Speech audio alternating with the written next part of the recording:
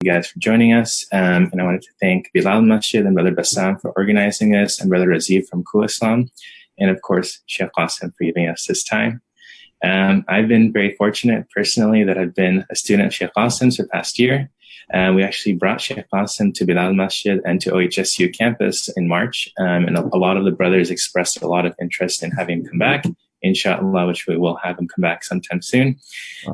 Sheikh Qasim himself, this entire presentation is really his life story, so I'll just be very brief. But he was born in Iowa.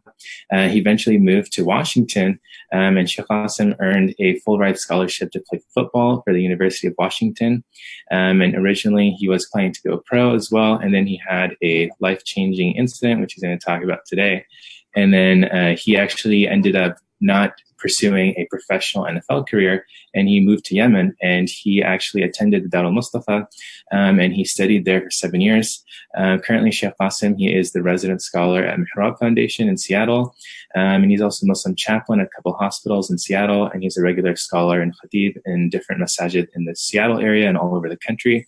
Inshallah, I'll hand it over to Sheikh Qasim, and if you guys have any questions, we'll inshallah go over them at the end. Jazakumullah khair. Jazakallah khair, barakallahu feek. Assalamu alaikum wa rahmatullahi wa barakatuh. Bismillah ar-Rahman ar-Rahim. Alhamdulillahi Rabbil Alameen. Wa salatu wa salam ala Sayyidina Muhammadin wa ala alihi wa sahbihi ajma'een. Alhamdulillah. Jazakallah khair, brothers and sisters. It's an honor and privilege to be here, inshallah, in the part of this program. Jazakallah khair, Brother Omar Sayyid, and all the organizers and sponsors, inshallah, for this event. Allah subhanahu wa ta'ala bless you all and your communities. Jazakallah khair. Alhamdulillah, as the title is about from faith to football, so inshallah it'll deal with myself and the life story, inshallah, and we'll talk about some of the experiences that Allah subhanahu wa ta'ala guided me to faith from a life of football, inshallah. And some of it was mentioned in the biography, but inshallah we'll kind of go into a little bit more detail about it. And this story really is a story of an ayah in the Quran when Allah subhanahu wa ta'ala, he says, Asa an takrahu shay'an wa huwa khayrun lakum wa asa an tuhibbu shay'an wa huwa sharrun lakum. That perhaps you dislike something and there's good in it, and perhaps you like something and there's bad in it. Wallahu ya'lamu wa antum la ta'lamun. And Allah knows and you do not know. So this is essentially a story about thinking something is the best way or best route, and trying to please people or be accepted by society, or thinking that the purpose of life is fame and fortune and celebrity status, and this is what we are living for, and this is what we want to be, and everybody will like us and love us if we are, etc., etc. But then you might find there is bad in that, or there's something you might not think that you might dislike, that there's actually good in it, and Allah knows what's best for you. It's also a story about a hadith of the Prophet Muhammad sallallahu alayhi wasallam when he says, "Ibad ar-Rahman bayna asbu'i qulub al-ibad bayna asbu'i ar-Rahman yuqallibu kayfa yasha." The hearts of the servants of God are between the two metaphorical fingers of God. Yuqallibu kayfa yasha. He turns them over however He wills. And so Allah subhanahu wa ta'ala, yahdi man yasha wa yudillu man yasha. He guides whoever He wills, and He misguides whoever He wills, subhanahu wa ta'ala. And so this, inshallah, we'll talk about some of the things regarding the story of the faqirs, myself, the poor man's life. Alhamdulillah, it starts in Cedar Rapids, Iowa, where I was born and raised. And I came from a Lebanese community. They're a very old community. My great-grandfather, alhamdulillah, built one of the first masjids, or still the oldest still standing mosque in America, called the Mother Mosque of America, which is located in Cedar Rapids. And alhamdulillah, from that community, which originally came from Canada, I grew up as a little boy. I am the oldest of 6 children, alhamdulillah. And when we were growing up, we were quite poor and struggling, and my parents were divorced when I was 9 years old in Iowa, and that would make it even more difficult because I was raised by a single mother as the oldest of 6 kids, and had to help take care of them and learn things like responsibility and contentment and struggle and submitting to what Allah gives and what He does and His will at an early age. Alhamdulillah. And then we moved to Chicago for a couple of years, lived there, came back to Iowa, and then moved to Spokane in 1993, I believe, and went to school there. I went to public schools my whole life. I grew up like any other American kid. I wasn't really from a practicing or religious household. We were Muslim. We were born Muslim, but it wasn't something that was stressed or emphasized or manifested outwardly. We did what basically everybody else around us did. So, there were some things we didn't do, but certain things that were cultural practices or holidays or celebrations, we would join in because that we just kind of thought we were like everybody else. And whether it was the American culture, American food, American lifestyle, that's kind of essentially how we grew up for the most part. And I wasn't really aware of, I was Muslim, but, what is Islam and why would I practice it and how important is it and what does it mean for me in this life and the next life? These weren't things that I was really conscious of or concerning at the time. I actually was trying to maybe be more popular, I think, with the kids and, is peer pressure. And, I wasn't like some athlete that, everyone liked and was very cool and had everything. No, I was like, poor American kid that wanted to be liked by everybody. So I wanted to do something where, I would be celebrated. I would be famous. I would be wealthy. I would be on TV. I wanted to be known. And this is where Imam Ghazali, rahimahullah ta'ala, he says that the two greatest diseases of the heart is hubb al-mal wa hubb al-jah, is a love of wealth. When our hearts are attached to the life of this world, the dunya, which is temporary and going to end, and where the money is in our hearts and not just in our hands. It's one thing if it's in your hands. It's another thing if it's in your heart. You love it, you live for it, you want it, you're attached to it, you can't let it go.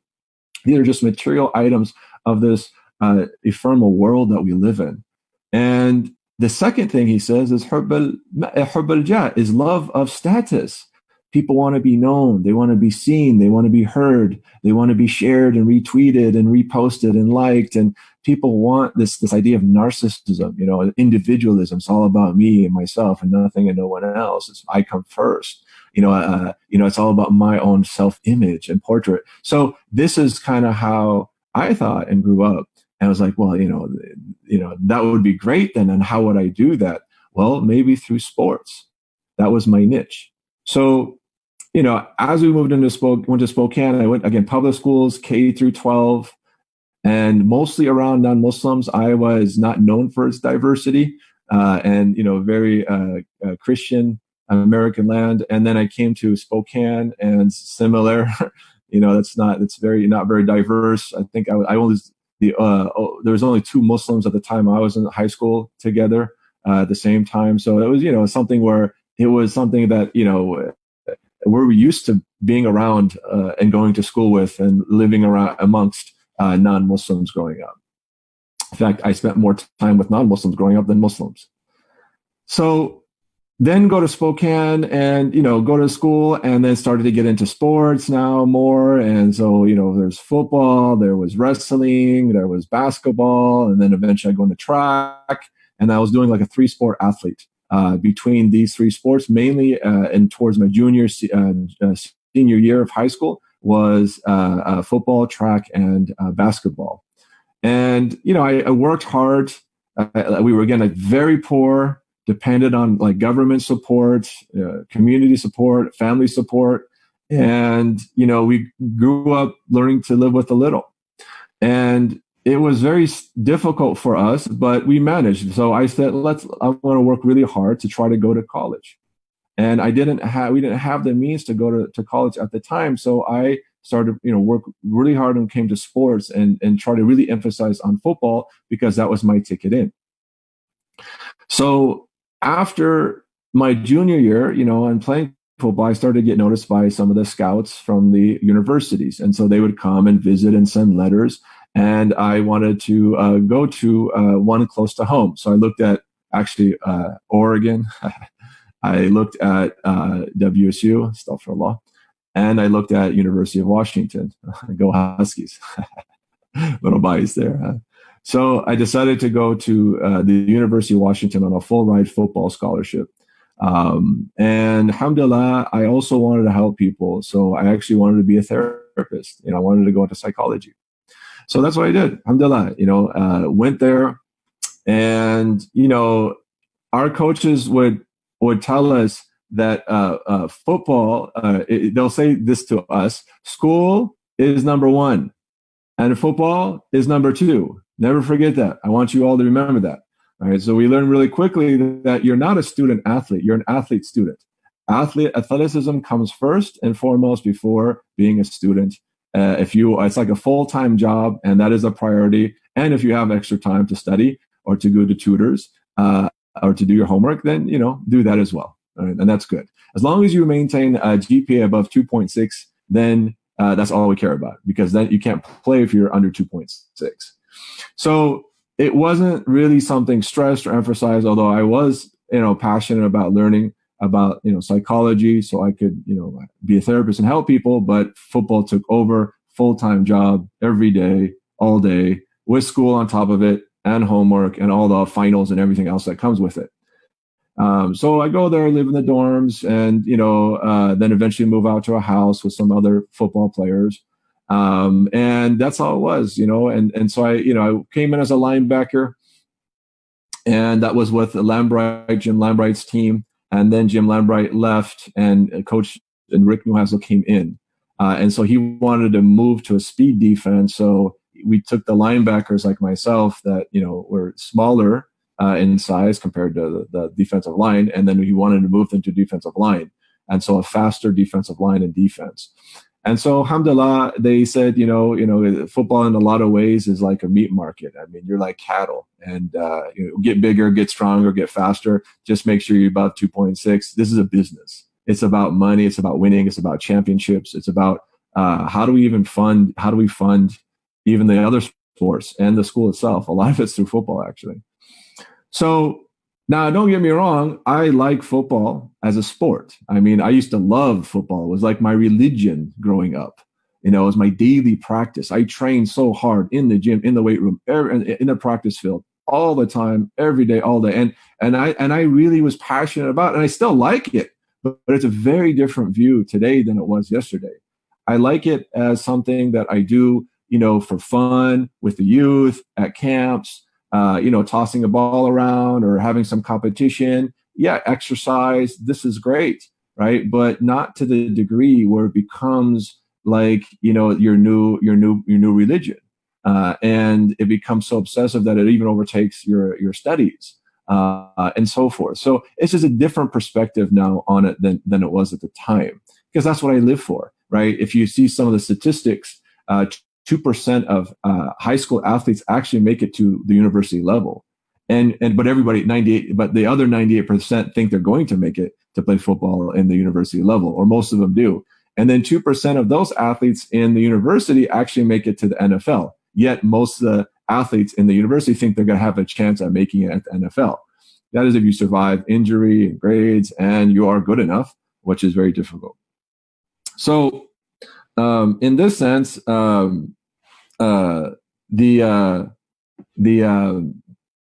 so we go to play in the University of Washington, and at this time, of course, I was not a practicing Muslim. I wasn't, bad, but I wasn't an angel, and I was not somebody who, practiced the fard ayn, the personal obligations, somebody who fulfilled the 5 pillars of Islam. I was not in that mentality. So I, played, and then, freshman year, sophomore year comes around, and if in football, they have redshirt. Redshirt is where you take a year, you get an extra year. So you get 5 years instead of 4 to graduate, as well as you don't play. If you don't play your first year, it's almost as if it doesn't count in football. It's called being a redshirt freshman. So redshirt freshman, linebacker, transition, redshirt sophomore to defensive line, And then redshirt, my redshirt sophomore year, I actually ended up starting. So they say we want you to gain 50 pounds. And I said, okay. So I hit the weights hard. And in my redshirt sophomore year, which was my third year, is the year that I started as a nose tackle. And I was actually really undersized for nose tackle. That's the position right across from the center. And I played hard, worked hard, and alhamdulillah, we that was the year of 2000. And we played, Michigan. We beat them, and Michigan was rated very highly. And so it started to turn some heads, and that was early in the season. We weren't rated that high. I think we were in maybe the top 25, but not the top 10. Michigan was top 10. And then we played against Miami. Miami Dolphins were like top 2 or 3 in the country at the time. And they came up to our house, and they were, specimens. I mean, they were big. They were. I was like, my God, what kind of athletes are these? These are huge and strong and fast. But we played as a team. We played with heart, and we ended up beating the Miami Dolphins. Alhamdulillah, mashallah, by the will of Allah. And I think that game I sacked Ken Dorsey, their quarterback, and that game I broke my arm. And I broke actually my elbow. Brian McKinney, who was a first round draft offensive tackle, 6'9", like 400 pounds. That guy I was going 1-on-1 against. And I'm like this redshirt sophomore, trying. He actually grabbed me and threw me to the ground. And it was actually illegal. He held me. So he held me. You can't do that as an offensive tackle. And as I'm running past him, he throws me to the ground. I put my arm down to stop, to catch myself, and I break my arm. And I was really upset about that. I go off to the sidelines, and like I said, man, the coaches will tell you that which does not kill you only makes you stronger. No pain, no gain, right? We work hard today for tomorrow. There's all these, when the going gets tough, the tough get going, right? So those same principles that they use for sports, they use for academics, to work hard, struggle, strive, no matter what. I think now in retrospect, we can use some of those same things for deen. No spiritual pain, no gain. It's going to be tough. You're going to be hungry. You're going to be thirsty. Your legs are going to be tired. You're going to be, it's going to be hard, waking up for Fajr, and it's going to be hard to fast and to pay your zakats and going on Hajj. These are struggles, effort, but Allah subhanahu wa ta'ala knows that and sees it. Inna Allah la yudi'u ajra al-muhsinin. Truly, Allah does not waste the reward of those who do good for His sake. So yeah, nobody said it's going to be easy peasy. Right. But the same principles when the going gets tough, like now, COVID-19, pandemic, you're fasting, it's Ramadan. Then the tough get going, the spiritual tough get going. Right. Work hard today, not for tomorrow, but for the next life. Okay? Work for the next life. So you can use the same things that were taught here. Of course, and that was pretty extreme there because, I remember when I went off and I said, I think I did something on my arm, they just taped it up and said, get back in there. So I was like, okay. So I'm playing with a broken arm. And I remember with Brian McKinney, I only had really my left arm, and I was still going 1-on-1 with him. And I was so upset that he broke my arm illegally that I actually picked him up with my left arm and up over the ground and body slammed him. And I don't know how that happened. Allahu Alam, if there were some angels involved in that process or whatnot, I don't know. Or jinn, who knows? But yeah, it was on ESPN at the time, and it's something they played in slow motion. Like I picked him up with one arm and body slammed him. It's interesting, but I was out the next game with a broken arm. They actually said, "We think you're going to be out for the whole season." And then I thought my life was over. I cried. I'm like, "Oh my God, what am I going to do? My season is over. I worked so hard just to become a starter for the University of Washington Huskies. And now everything I worked for is done and over." And so that's what they told me. And I was really sad. And then we played the next week. So we played Colorado. We beat them. The next week we played Oregon Ducks. And we lost. And it was, first time we lost. And it's a very tough stadium to play in, actually. And the fans are, mashallah, it's hard to see fans as, that's just, energetic, I guess, passionate, devoted, who knows what other words, as they have there. And, they were doing things like throwing dog bones at us and a lot of other stuff. And anywho, we lost that game. And then the coaches turned around and said, oh, we re-examined your x-rays and it looks like it's not as bad as you originally thought. So you can play. You just got to wear this robo arm. So I said, okay, because like I said, you just kind of go with the flow. And if you're still alive and your heart's beating and you can move, then you got to play. So I wore this robo arm. It took me some time to get back into it, but I was basically playing with 1.5 arm for pretty much the rest of the season. I also, would take high anti-inflammatory shots. If you want to notice, like on the inside, like cortisone shots and stuff. You're only supposed to take 1 or 2 a year max. We were taking that like every week, just so that we could play, so we could win. So it was all about winning because winning meant money and prestige and fame and everything else. So they would inject that into us every week for the games. And I had this robo arm cast and I played the next week and I played the week after that and so forth. And I shared time with another person and went to defensive end at this point. And we won the rest of the season, including very close games like at Stanford. And I saw some of the dangers of the sport in the Stanford game that season. The Curtis Williams, number 25, who was the person whose locker was right across from mine. And we talk and I see him every day and all this. I went one way like this. He went the other way during a play against Stanford in Stanford at Stanford Stadium. And he hit the fullback head on, like head to head. And he had his head down and he ended up breaking his neck. So like when we saw it, he was unconscious. He was not breathing. So somebody thought he was dead. And then like after a whole minute, he starts to breathe again. And, there's all this emotion and passion and people were all upset and angry and they thought, they killed him. And anyway, they take him off in an ambulance and we play the rest of the game because again, that's right. The show must go on. So they continue playing and, who cares if you get hurt, you just keep moving. And he broke his neck. He was quadriplegic. He lived for about 2 more years and then had, I think, kidney failure or something. He ended up dying. He ended up dying because of that neck injury in that game. And that was right next to me, and I saw that and that was difficult. But, this is the sport, man. It's dangerous. Like there's all this new studies about CTE and the brain damage that it can cause and has and all these things it can do because you're hitting your head over and over and over again and killing many brain cells. And so this is something that, people are starting to realize a little bit more now.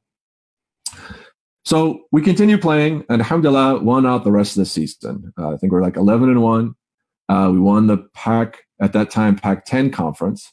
And there was one game that led to a serious injury for me. During the rest of the season, we played the homecoming game against UCLA at our house in Husky Stadium. And, they came in and I was playing. And then as I was running away to chase down a ball carrier, one of the offensive linemen from the Bruins team, he dove at my leg. He dove at my calf. My left one, and he hit it, and it hit pretty hard, and it felt like a really bad Charlie horse. So I just kind of walked it off and kept playing, and didn't really heed to it. Of course, then the whole season I was just in pain all the time in my left calf, and I would just get it massaged, get exercise, iced, ultrasound. Not ultrasound. They use some kind of device. They did all these different things to it. And eventually it ended up, feeling a little bit better, and I still played. And then it came around time to the Rose Bowl, which was after, we went to California, spent a couple weeks there, did a lot of fun things. And then we played against Purdue Boilermakers with Drew Brees. And they won the Big Ten. We won the Pac-10. And so that was the Rose Bowl, which was the granddaddy of them all at the time, won the greatest championship. This was before the championships that they have now in NCAA football. And so we played against each other there. It was in California, the Rose Bowl Stadium. It was packed. I mean, you had, I think, 150,000 people live watching. Half was like purple. The other half was the Bruins color. Boilermakers color. And then you had like millions of people watching at home. And we were ranked, I think, number 3 or so, 3 or 4 in the country. And, alhamdulillah, I played that game. It's on YouTube and all that. And I still, was recovering from my arm, but it felt a lot better. And then also, we, had that calf injury that was still nagging me. So, alhamdulillah, we played. I almost sacked Drew Brees. I was literally this close. I mean, I grabbed. He's so fast and he's really quick. And, I basically would have been a sack for almost every other quarterback, but he just last minute dodged me and I missed him and I missed my responsibility, came around. But alhamdulillah, we played hard. We chased him down. It was like 34-24 victory, winning the Rose Bowl, and very exciting moments. My family was there. Friends were there. A lot of people watching at home. And very emotional, alhamdulillah, for that. That game ended up making $22 million for the school, just that one game. So we talk about being a business. $22 million they received, and a lot of that money goes to paying for some of the other sports and for even some of the school stuff. So this is how big football is to these colleges. So after the Rose Bowl, and winning all that, and we obviously got fancy watches and the Rose Bowl rings, those big flashy gold ring I can't wear because this is gold, but it's like huge and our names on it and all this stuff, and it's probably worth a lot, and it's more rare because only I think 130 people have it in that year for that team in the planet. And it turns out that the official ratings, we were ranked number 2, I think, in the country at the end of it, 2 or 3, and Miami was actually ranked higher than us. So we couldn't figure that. We beat Miami Hurricanes, but they're ranked higher than us because we also lost to Oregon. But, we thought, obviously, we should have been ranked higher. So now, alhamdulillah, fast forwarding to spring. So that's now 2001. That's when the Rose Bowl, January 2001. That's when we played.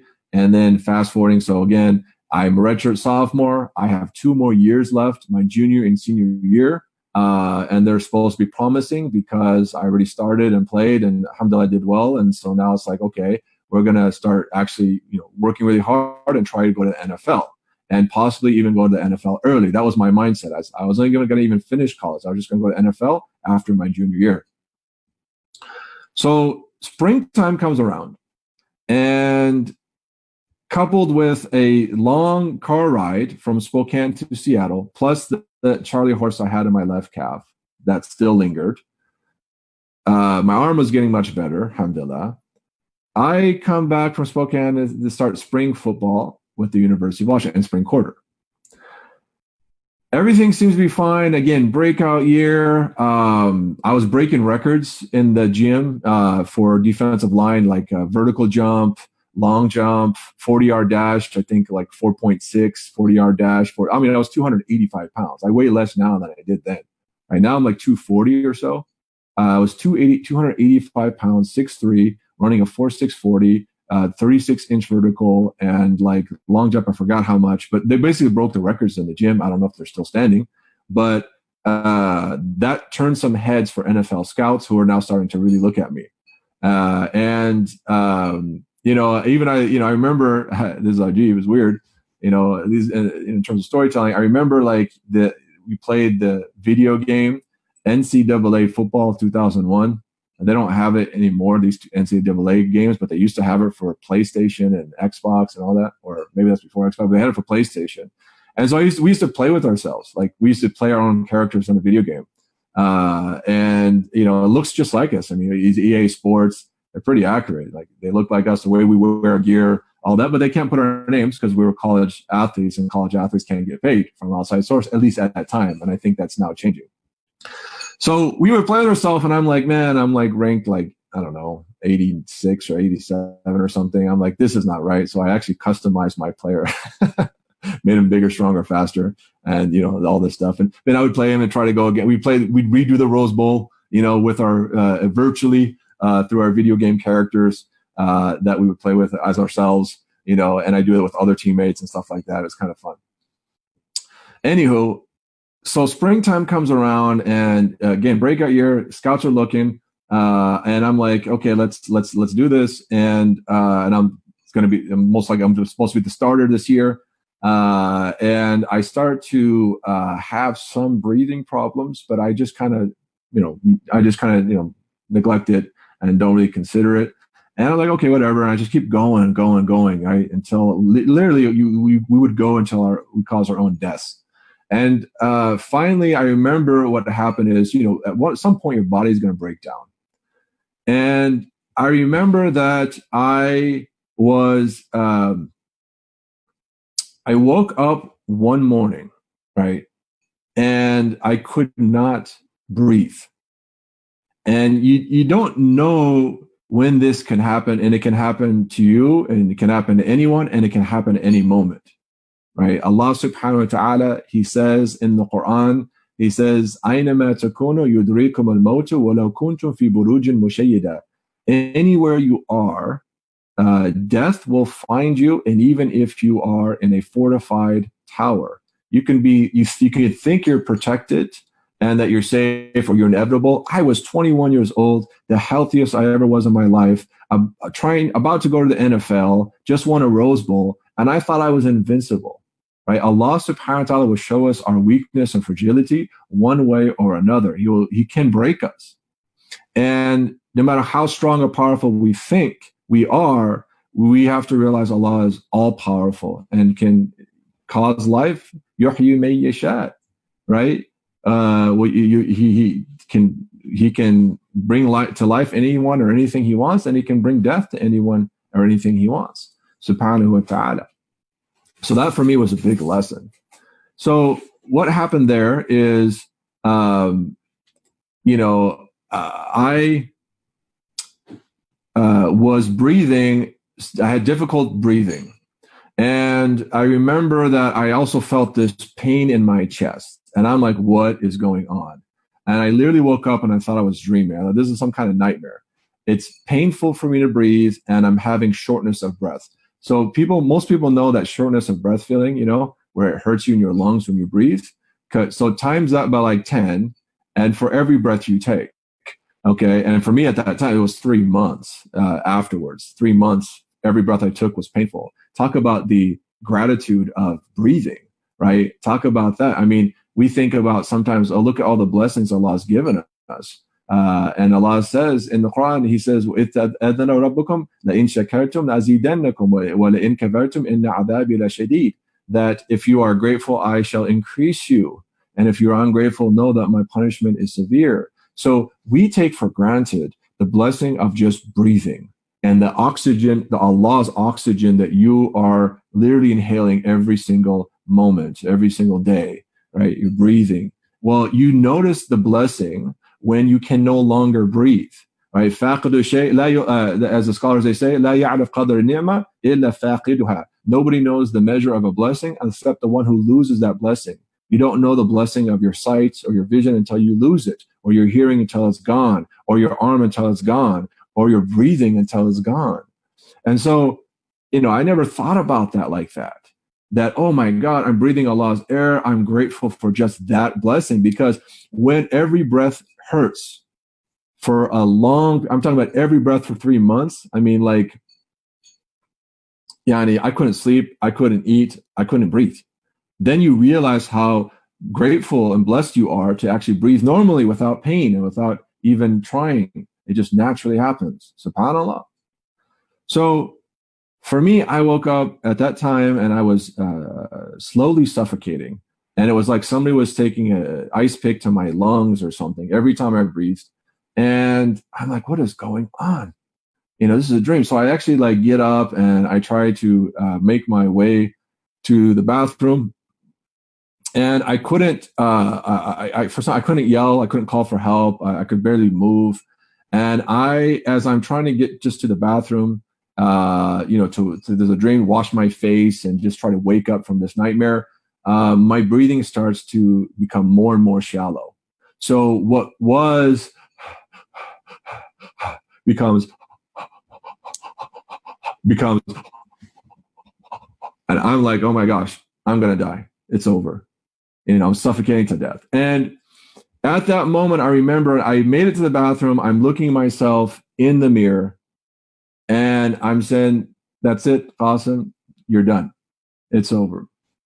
And when you are about to face death, there are many things that come to your mind or in your heart at that time. So, what is most important and valuable to you is what's going to stick in your heart. And so I was like, man, oh my gosh, I can't die. I have practice tomorrow, right? Oh, we have football practice tomorrow. If I die, the coaches will be mad. How am I going to show up? And I'm like, who cares about football, man? You're dying. And then I was like, whoa, who cares about football? What about your studies, man? Don't you want to graduate, get a degree and have something to fall back on? Isn't that most important, right? And so I was like, oh, your studies. Yeah, who cares about your studies if you're dead? You can't get a degree if you're in the grave. And I was like, who cares about all these things? What about your family, man? Your family. Your family's most important. And, if you die, then your family's going to be, you didn't say, I love you. You didn't say goodbye. I said, what about your mother?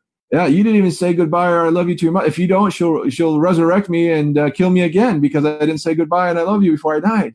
I can't go out like this. So the thing that all these things kind of eventually pass. Well, what about, you're dying? You die alone. You're born alone. You're going to be resurrected alone. You'll face Allah alone. Who cares about creation at this point? And then the one thing that stuck in my heart that passed and never left, alhamdulillah, is actually a hadith I learned when I was a kid in Sunday school. All right. Alhamdulillah for our teachers in Sunday school. Again, I wasn't practicing, but I remember when I was a kid, this hadith I had heard from one of my teachers years back. And the Prophet Muhammad sallallahu alaihi wasallam, he says, "Man qala la ilaha illallah, man kana akhir kalami fi dunya la ilaha illallah dakhala jannah." Whoever's last words in this life is la ilaha illallah will enter paradise. And I was like, that's the most important thing to me, the shahada, the weight of iman. This is the most precious and valuable thing that I have is la ilaha illallah Muhammad Rasulullah. That's what I want to die on. And that way I can be resurrected on and enter paradise by. And so I wanted it to be the last words I said before I died is there is no God except for Allah and Muhammad is his messenger sallallahu alaihi wasallam. And as the hadith goes, "Man kana akhir kalami fi dunya la ilaha illallah dakhala jannah." Whoever's last words in this life is la ilaha illallah, that person will enter paradise. That person will enter paradise, inshallah, for eternity and bliss and happiness forever and ever and ever. And there's no questioning, no reckoning, straight to paradise. If the last thing you ever say before you die is la ilaha illallah, you go straight to paradise and you're a believer. And alhamdulillah, that's the grace and mercy of Allah. So I was like, well, I couldn't really speak. I remember I couldn't call out, so I couldn't even breathe. How am I going to even say that? Somehow, miraculously, I remember I dropped to my knees and I raised my finger. And even though I could not say anything else, I was able to make out La ilaha illallah Muhammad Rasulullah. And that's what I said. I said, Ashhadu an la ilaha illallah wa ashhadu anna Muhammad Rasulullah. And I wanted to go out like that because that was the most important thing to me. When it's all said and done, that's all that matters. Really, my brothers and sisters, that's all that matters. You can, whatever you're going through, even the thing, you're hearing pandemic, football, school, sports, parents, celebrities, whatever, social, society, culture, fame, glory, money, job, whatever, your degrees, all, everything you have, everything you are, everything you think you will be, all that matters at the end of the day is you die on La ilaha illallah Muhammad Rasulullah. Because that's our ticket in the Jannah, inshallah. And Allah subhanahu wa ta'ala, it's amazing in the Quran, he addresses this. He says, Ya ayyuhalladina amanu, O you who believe. Who's he addressing? The believers. Those who already have La ilaha illallah Rasulullah. Okay? Ya ayyuhalladina amanu, Ya ayyuhalladina amanu taqallah wa la tumutunna illa wa antum muslimun. O you who believe, be conscious of Allah, have taqwa, fear God, and do not die except that you are believers, except that you are Muslims, those who submit to the will of Allah subhanahu wa ta'ala. Why would Allah address the believers and tell them not to die except that they die as Muslims? Because just being born Muslim does not guarantee you're going to die on Islam. Just like being born non-Muslim doesn't guarantee you're going to die on kufr, on disbelief. You might die on it. You might convert to Islam and die as a Muslim. So nothing is guaranteed for any of us. And Allah is telling us, remain, stay, keep, die as a Muslim, even if you're born a Muslim. And so this is something that I wanted to do. And I remember that somehow miraculously Allah saved me. Alhamdulillah. It was a miracle. And I somehow, at the brink of death, just kept saying the shahada. And I just kept saying it over. And that's the only thing I could say. I couldn't say anything. I still couldn't call for help. And I kept saying it over and over and over. And I'm like, I want to say this until I die. That's it. And then after a half hour of reciting the shahada, I remember it was kind of weird. I look and I see the toilet and I'm like, dude, maybe I shouldn't be saying the shahada in the bathroom next to the toilet. I don't know why of all things, at that time, I'm like, okay, probably not good for me to say that shahada and do dhikr next to the toilet. So I'm going to make my way out. So I ended up crawling out of the bathroom. I crawled up the stairs. I lived downstairs, and my roommate happens to be coming down at the time. And he sees me. He's like, what's going on? What's wrong? And so he takes me to our doctors and trainers for the UW training staff. And we have some of the top doctors and trainers, and they could not figure out what's going on. So I told them what I feel, and this is something major. I said, this is what I feel, this is what I'm going through. They did all these examinations, tests. They couldn't find anything. And they said, okay, we're going to take you to the ER at University of Washington Hospital, which now I'm actually a chaplain of that hospital, visit sick and dying Muslim patients there. Alhamdulillah. So we went there, and man, medical system, man. They basically put me. They did all these, all these examinations first to make sure I wasn't going to die right then and there. And after they gave me some medication and did all the tests, I started to feel a little bit better. And I still had trouble breathing. It was still very painful. And they said, we can't find anything wrong with you. And I'm like, football players don't go to the ER for no reason. We have our own staff of doctors. We all have our own team of doctors and all this. But I didn't have insurance. So they basically kind of rushed through it.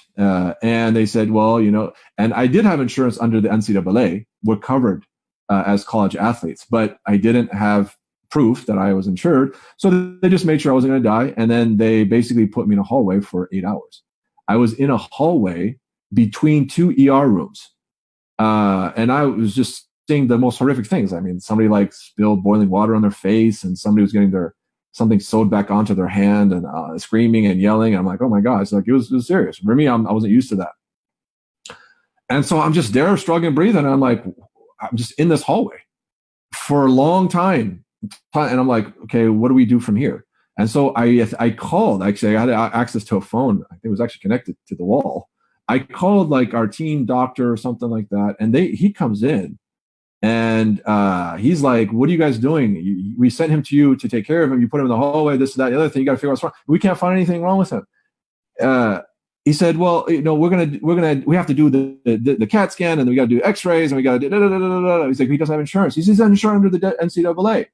So then they said, oh, okay. So then now that they realized I was insured, then now they can actually do healthcare and take care of me and save my life. Alhamdulillah. So now they took it serious, especially when he came in, and then they decided to do all these tests, pretty much everything under the sun. And the reasoning before is that because I was so young and healthy at the time, that I had basically one lung doing the job of two. So it didn't, they did a pressure test of my lungs, and it all came out normal and healthy because of this, because we're athletes that were in good health at the time. And so they did a CAT scan, and soon as they did that, then it was like, boom. All of a sudden they start moving, admit you to the hospital, do all these other tests, see all these other doctors. And basically what came back is that I had pulmonary embolism. Pulmonary embolism is blood clots in the lungs. So you remember that calf injury? Basically, what felt like a deep Charlie horse in my calf was a blood clot called a deep vein thrombosis. That essentially detached from the blood clot and went up through my artery. It went through into my heart, actually, and then from my heart into my lungs. And that process is called a pulmonary embolism, blood clots in the lungs. It goes to the brain, is called a stroke. Alhamdulillah, and so basically because I waited so long and I pushed myself so hard, and I just basically denied and neglected what was happening to my body because I wanted so much to acquire the world and everything in it, right? The dunya, the life of this world, the fame, the fortune, the money, the NFL, the prestige, all that stuff, right? And Allah subhanahu wa ta'ala, He says in the Quran, اعلموا أنما الحياة الدنيا لعب وله وزينة وتفاخر. So Allah subhanahu wa ta'ala, He says about the life of this world, and this is so true, because this is exactly what I was trying to pursue.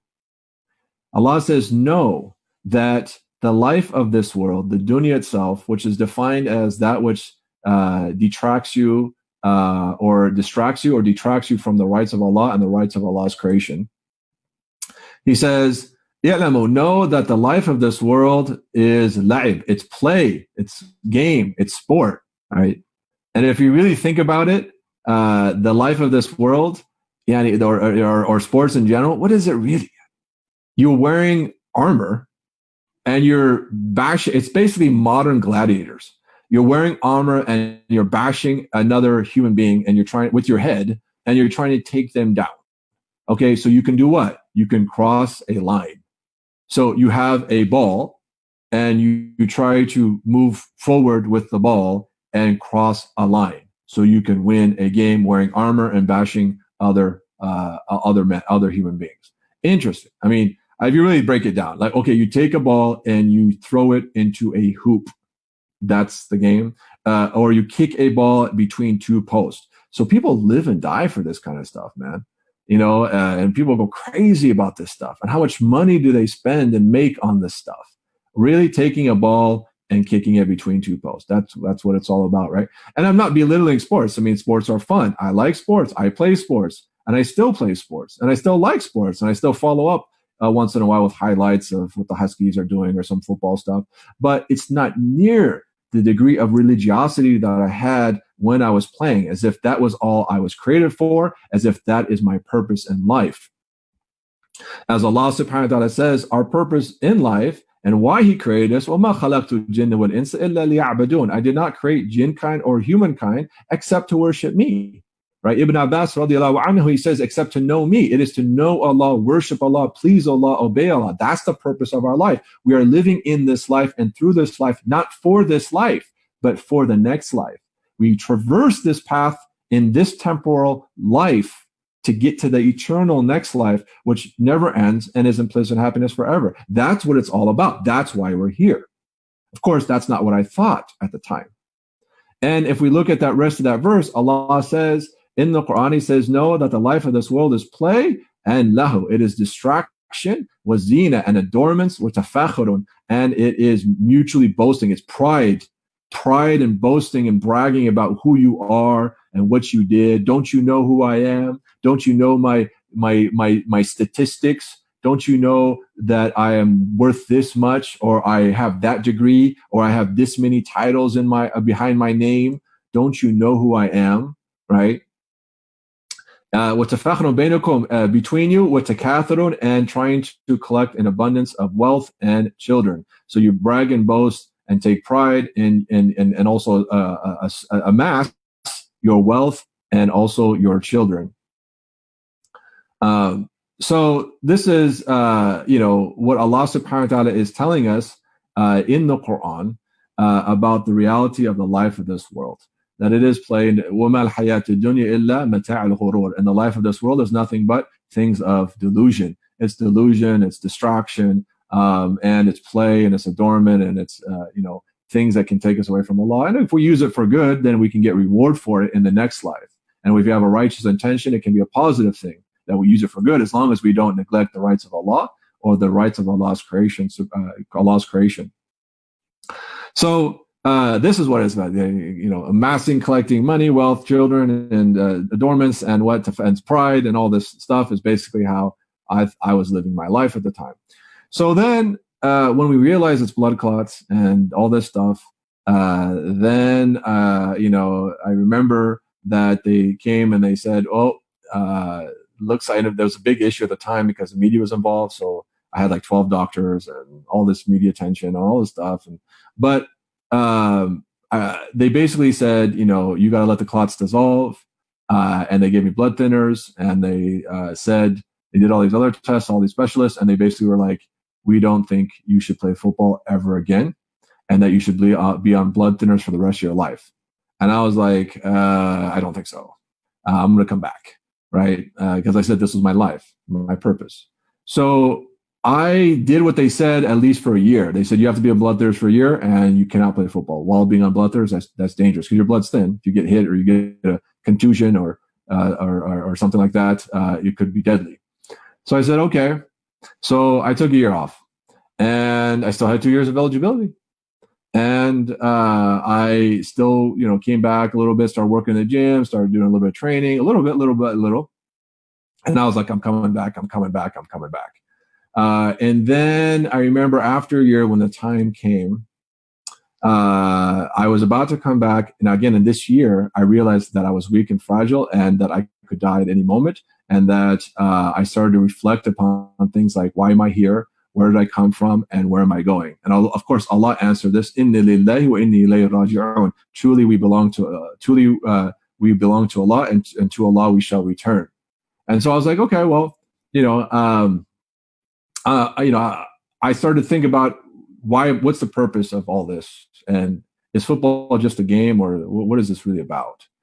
And after a year, I was like, nope, I'm coming back. And then I think my mom, she sent me an article of an 18-year-old football player from Texas who died from one blood clot. I had three. I had two large ones, I think, in my right lung and one large one in my left. Because of the size of the clots, they were so big, they were suffocating me to death and blocking my air passage. So I could not breathe because of those. And this one died from one. And I was like, you know what? It really is just a game. It's not worth dying for. It's not that important. There are more important things in life. And so I decided, I made an active decision. Now, I could have come back. I got off the blood thinners. I was training. I was ready to come back. And I said, I have 2 more years left. But I decided not to. That was my own decision. It was not just the injury. It was the reflection and contemplation and the whole year of thinking about what am I going to do with the rest of my life. And so I actively decided not to come back. I, alhamdulillah, still finished school. So I, worked part-time, I think, throughout college. And I finished school, did graduate after, I think, 5 years, because, football is a 5-year program, with a psychology degree and some extra credits of some other stuff. And then, alhamdulillah, walked and got the diploma and everything like that. And alhamdulillah, Allah saved me and gave me another chance at life. And I wanted to make the most out of it. This is all extra credit. So I want to use it for Allah's sake. And I want to try to submit and surrender to His will, and also do our part to call and invite people to this religion, and to teach and to educate and to help people and serve them and benefit them and so forth. That is kind of my life's purpose and mission at this time. And a lot of it was from that experience. And it wasn't just that. Alhamdulillah, I graduated, and then I started to become more religious now that I'm like 23 years old. And I started to become more religious, 22, 23. And then a year after graduating, I ended up going to Yemen at the age of 24. And there were some things in between that. So, for example, I had a very powerful dream. Because you ask Allah for things, but be careful what you ask for, because Allah just may answer you, and you may not be prepared for that answering. So I remember I had now left Seattle. So I graduated from college. I quit the part-time job I was doing. And now as a personal trainer, selling memberships and personal training packages at a fitness club. And then I now come back to Spokane, which is 4 or 5 hours away, to live with my family, my mother and the rest of my family. And I was going to work for a year there. And what happened during that year is I started to read more, learn more, and I started to become more practicing, although I wasn't fully practicing Muslim yet.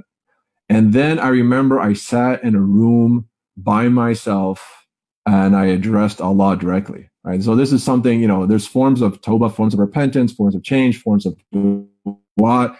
This is something I just blocked everything out.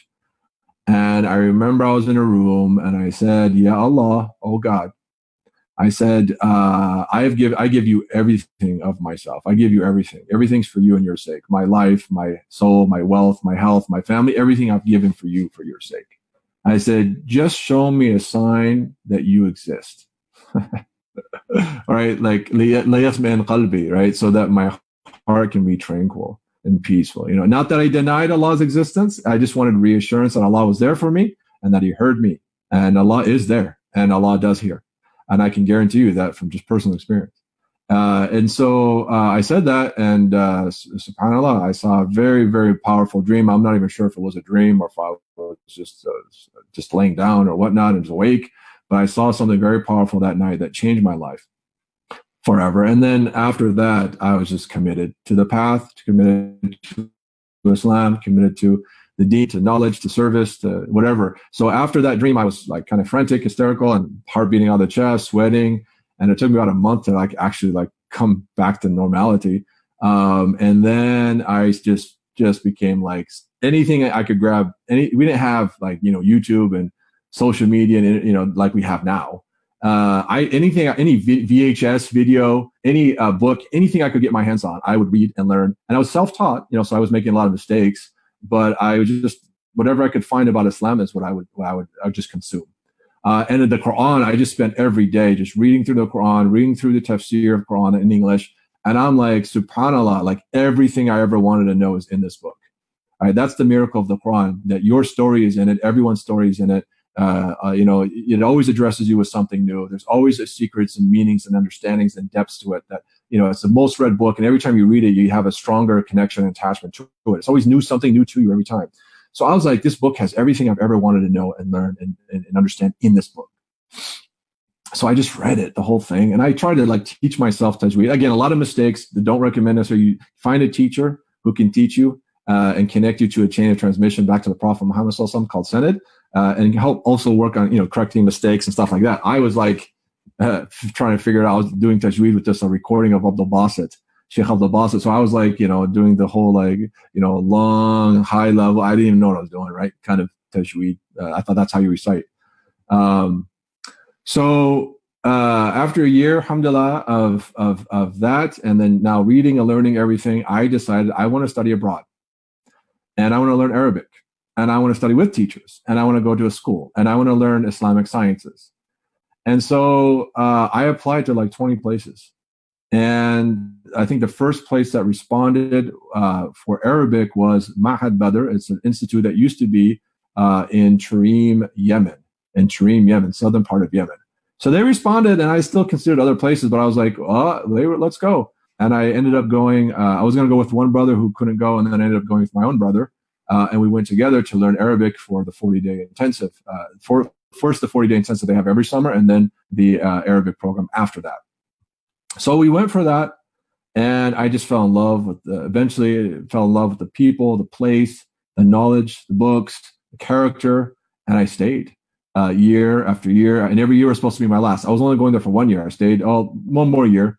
And this is my last year. One more year. This is my last year. And I said that every year. So I worked really hard and studied really hard, thinking every year was my last year. And then 7 years later, and at that point I was like, I'm staying here. I'm not going back home to America. And then my teacher was like, no, it's time for you to go back. You have to go back and benefit and teach the people back home. And so that's why I came back came back here and came to my family. And then from there, went back to Seattle. So I started out in Idaho for a little bit, seeing family, and then came to Seattle and started here with the teaching and giving da'wah and serving. And then, I remember in the beginning, there's going to be a struggle. I remember sometimes I was hungry, I was cold, I was tired. I was at one point just staying with brothers, bouncing around between houses. And some people took care of me and helped me and stuff like that.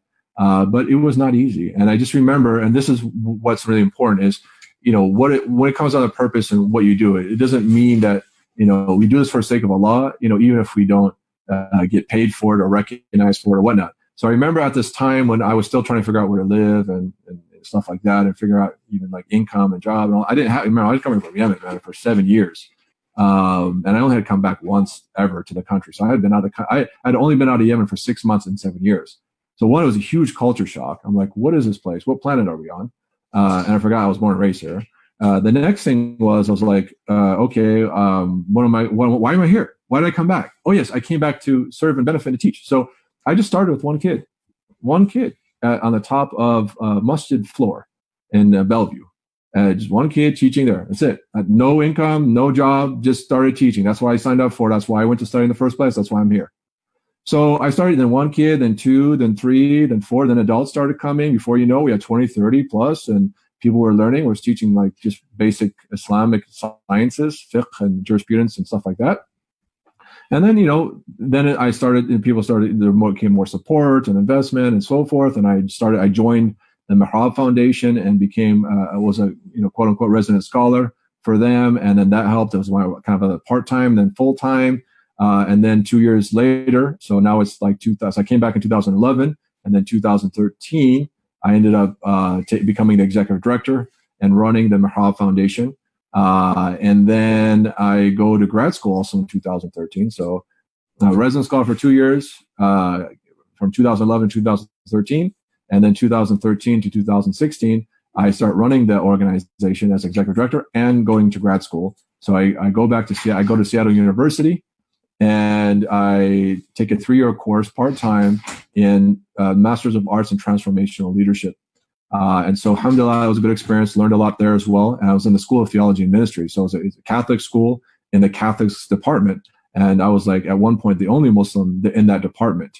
And so that was a good experience for me in interfaith and stuff like that, and learning about Christianity and Christians and how I could use some of the knowledge for Islam and Dawah and so forth. So after graduating with the master's degree, alhamdulillah, mashallah, then I continued to serve the greater Seattle community so I was executive director until 2019, and then alhamdulillah have stepped down there and have passed it on to Sheikh Umar Ahmed, who's now running the organization. This is his first year, and inshallah I'm now currently the teacher or resident scholar of the Mihrab Foundation, and try to build it up, and then inshallah make it sustainable and long lasting, and then hand it off to others and give them the experience and training they need to be able to run it, alhamdulillah. And also been working in the beginning I was a chaplain of a prison, but now I'm more of a chaplain of several hospitals in Seattle. So I visit, like I said, sick and dying Muslim patients around the greater Seattle area as an official on-call volunteer chaplain of these hospitals. And that's another way. Plus, obviously the courses, classes, youth programs, and dawah and stuff that we're doing, alhamdulillah, is basically what I'm active in now, by the grace and permission of Allah, alhamdulillah. So that is kind of the story in a nutshell, from football to faith. And some of the things, I just want to mention a couple ayahs here about Allah subhanahu wa ta'ala and what he says about that. So one of the verses Allah subhanahu wa ta'ala says is in the Quran, he says, وَلَنُذِيقَنَّكُم مِّنَ الْعَذَابِ الْأَدْنَى دُونَ الْعَذَابِ الْأَكْبَرِ لَعَلَّهُمْ يَرْجِعُونَ. We shall make them taste or experience the minor punishment before the major punishment, so that they may return to us. And that's basically my story. Is a part of my story is Allah subhanahu wa ta'ala made me experience some of the minor pain, the minor punishment, which is the pain of the dunya, right? The blood clots, the emotional pain, right? When the nurses told me, you don't be surprised if the doctor says you can never play football again. I thought my life was over. I thought I was dead. That is worse than dying. And you tell me my whole life's work is over? I can't play the game anymore? This is insane. And I broke down. I literally broke down and cried and wept. And I didn't know what to do. I was shocked. So there's emotional, there's physical pain, and mental pain, it can cause mental trauma too. PTSD, so people come out of football like that. So you have all this pain, but Allah may make you taste that. We shall indeed make you taste some of the minor punishment before the major punishment. The major punishment is the hellfire, the punishment in the akhirah, the punishment in the grave, the punishment on the day of judgment. Allah save us and protect us from all of this. We shall make you taste some of the minor pain before the major pain, the major punishment. Why? Why would Allah do that? Why was this the greatest blessing Allah has given me in disguise? I thought it was the worst curse that at that time I actually blamed God. Why did you do this? Why me? I hate this. Why? I blame God for giving me the blood clot, or what I thought cursing me with the blood clots and leading to ending my football career. And now, in retrospect, which they say hindsight is 2020, I believe it's one of the greatest blessings in disguise that I have ever received. Alhamdulillah, I can just say pure thanks and praise be to Allah and gratitude to Allah, because if it was not for that, I would have been on a whole different path. A temporal direction of life, fame, fortune, wealth, NFL, money, TV, whatever. And what would have that led me to? And how bad of an environment would that have been for me? And there are exceptions to there are Muslim players that are able to navigate that and still practice their Islam. But what would that have been for me? Well, college football was a bad environment. What about NFL? Right? So Allah changed me with this blessing in disguise, which I realized later in life, to an eternal direction, a permanent direction towards the akhirah.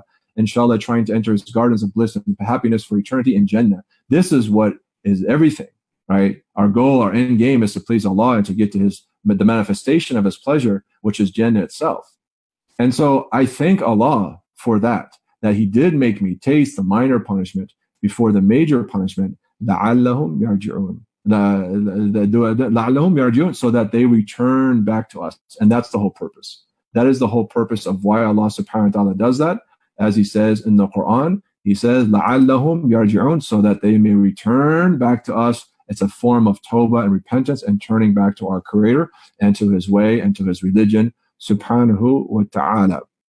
The next ayah is the importance of seeking knowledge. Of course, the seeking knowledge itself, Allah subhanahu wa ta'ala, he says, قُلْ هَلْ يَسْتَوِي الَّذِينَ يَعْلَمُونَ وَالَّذِينَ لَا يَعْلَمُونَ. Say, are they equal, those who do not know and those who do know? It's a rhetorical question. Of course, they're not equal. They're not the same. And this is important. So I started to learn the deen in Islam by going to study at the hands of scholars and teachers. And that really helped me a lot, because then I'm like, okay, now I'm understanding. Now I get it. It removes doubt. It makes you more certain, have more conviction and more devotion towards your Creator. And you know how to do things and make sure you do them right so that they're valid and correct. And so that was tremendous for me. And they're not the same. Those who know and those who do not know. And those who practice what they know are not like those who just know and don't practice. Right? And those who have ikhlas and knowledge and taqwa, God consciousness, sincerity, and knowledge and good character, that's what separates any Muslim from another, right? Not their color of their skin or their gender or their wealth status, if they're rich or poor, east or west, white or black, from American or non-American. What separates any Muslim from another Muslim is the degree of their sincerity, the degree of their knowledge, the degree of the practice and implementation of that knowledge, and their taqwa, their God consciousness and awareness, and their husn khuluq, and their good character. These are essentially the 5 things that separate any Muslim from another. That's all. I mean, yes, it's manifested outwardly in some cases, but it all stems from the heart, right? And Allah knows what's in the hearts, and creation cannot gauge or see what's in the hearts. Only Allah can. And so that's something internal state that manifests also outwardly as well. So Allah says about that too, about this and the importance of knowledge. يَرْفَعُ الَّذِينَ آمَنُوا مِنكُمْ وَالَّذِينَ أُوتُوا الْعِلْمَ دَرَجَاتٍ. Allah raises those who believe amongst you and have been given, it's not from you, who have been given knowledge and higher stations in degrees. So the people who Allah blesses with knowledge and learning, He does raise and elevate in higher degrees and higher stations, inshallah. And, I think one of the things too that's important is not to cave to what society and people want from you. Right? We always try to please other people, what's acceptable, what's normal, what's socialized, what is approved. I want people, so we can sometimes fall for this, being accepted and liked by everyone else and doing things that are popular and cool. What's most important in life is that Allah loves you. Inshallah, Allah loves us all. The most important thing is that Allah accepts you, Allah approves you, Allah is content and pleased with you, no matter what creation thinks. And so at the end of the day, we don't care about what creation thinks. We care about what Allah thinks of us. We care about pleasing Allah and obeying Allah. There's a principle, and the scholars talk about لا طاعة الخلق في معصية الخالق.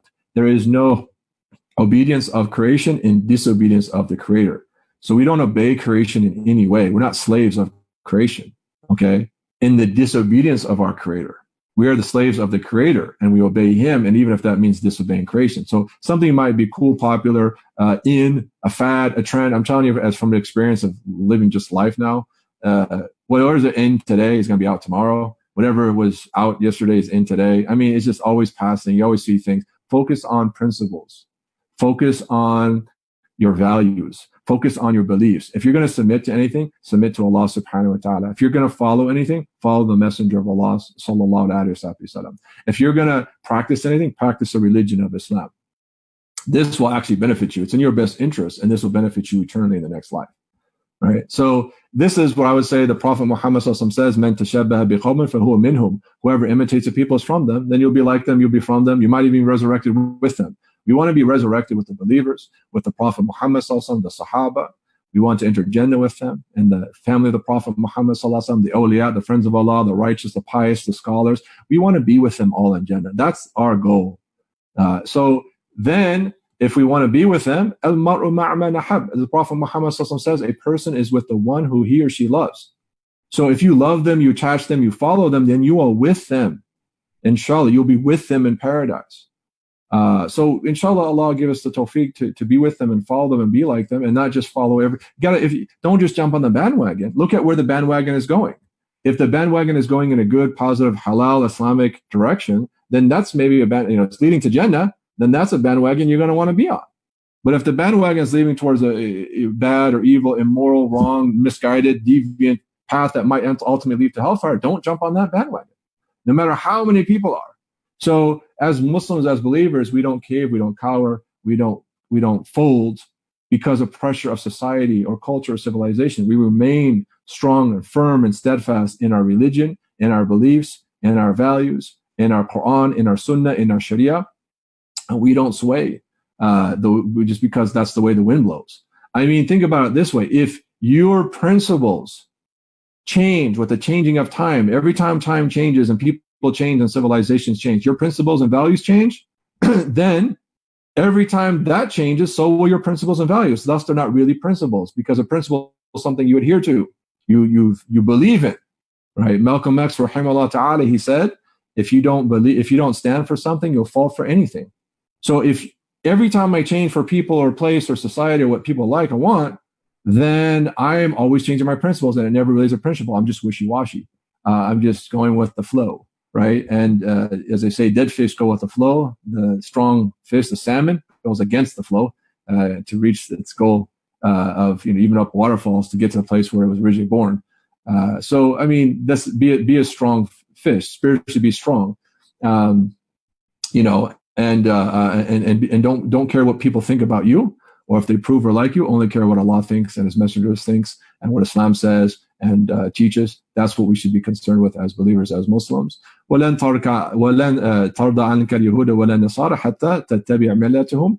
That non-Muslims in general or anyone will never be completely pleased with you until you follow their religion or their way of life, right? As Allah subhanahu wa ta'ala says in the Quran, that they'll not fully be pleased with you حَتَّى تَتَّبِعَ مِلَّتَهُم, until you completely follow their religion or their way of life. Then they'll be pleased with you. They'll like you once you're like them, but if you're not like them, they won't like you. And it's not about them or us, and this can also apply to Muslims in some cases, right? It's not about them or us. It's about, does Allah love you? Does Allah like you? And does Allah please with you? And that's all that counts, and that's all that matters. And that's why we live this life.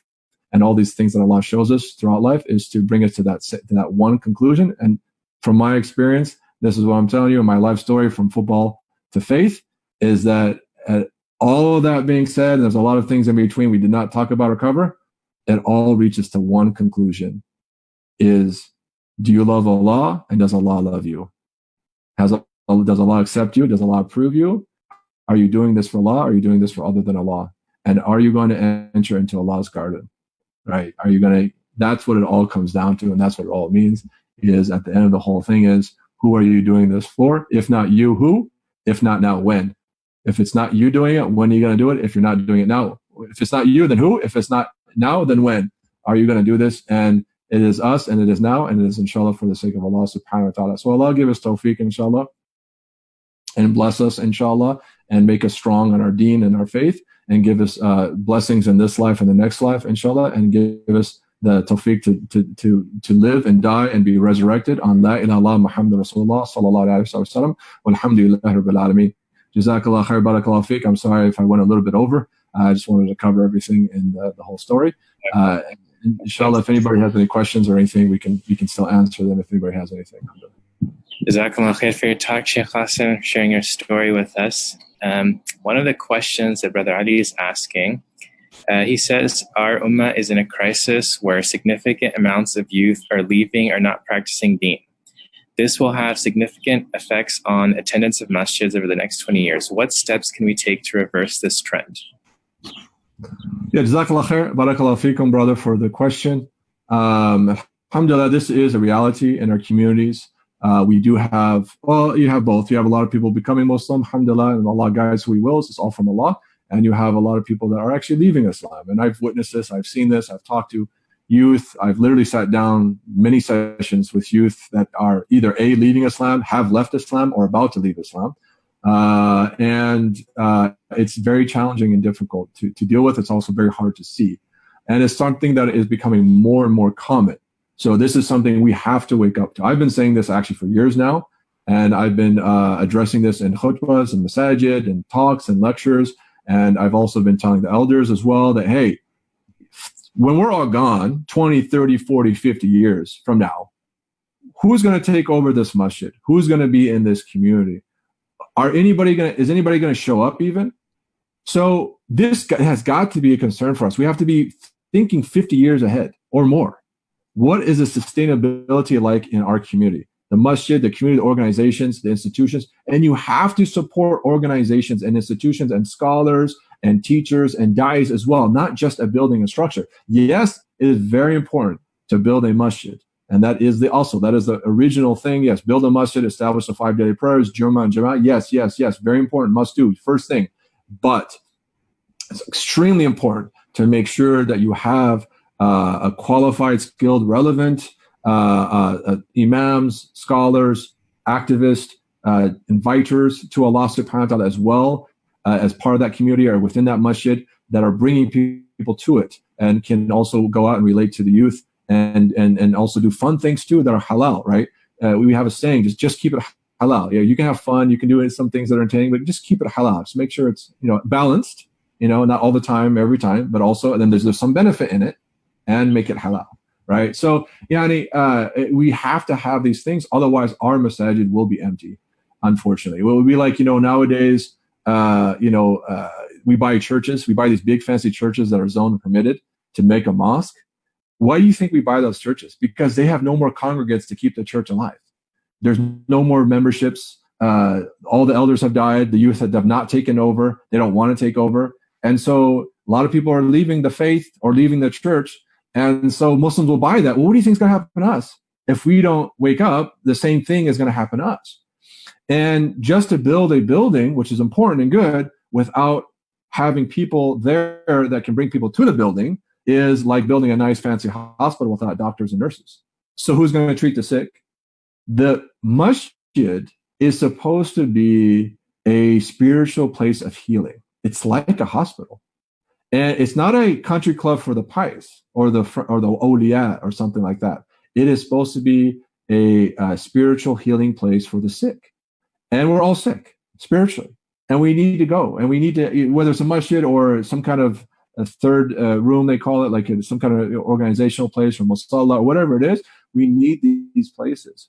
And they have to be welcoming and warm and accepting and, of things that are within the boundaries of Islamic law and the etiquettes of our religion. But they have to be something that anybody, Mihrab has a saying, we got it from Imam Zayd Shakir, who says, come as you are to Islam as it is. We really believe in this. And I encourage Cool Islam and any other organization to really adopt this principle.